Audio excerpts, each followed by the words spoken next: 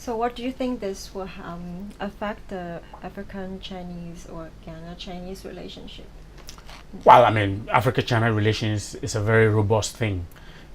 This is a relationship between, China and more than 50 countries in Africa. So this incident alone is not just going to cause a huge, difference, problem between Africans and China and Chinese.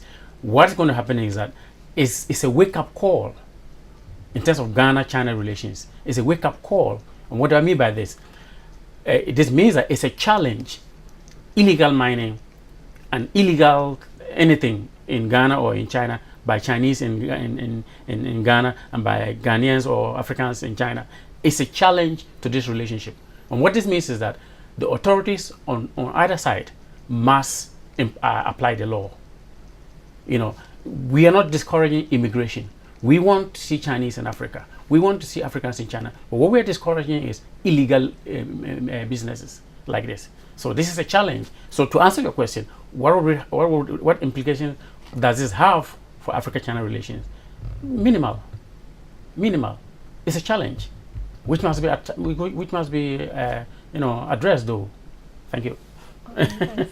With that, would you think that like both countries need to strengthen their like legal system so that like less illegal activities on other countries, and like maybe Ghana would like strengthen their like a security system and like like less bribes for for police officers? No, I agree with you. I mean, yes, you're right. I mean, we need on both sides need to strengthen their security systems.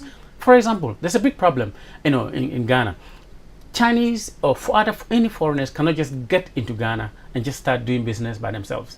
They need collaboration with people in and so they take advantage of the weaknesses in the Ghanaian system.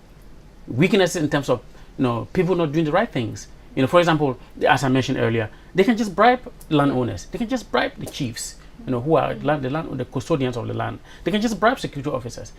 If the Ghanaian officials could stop this, could address this weakness, then it will be much more difficult for illegality to happen.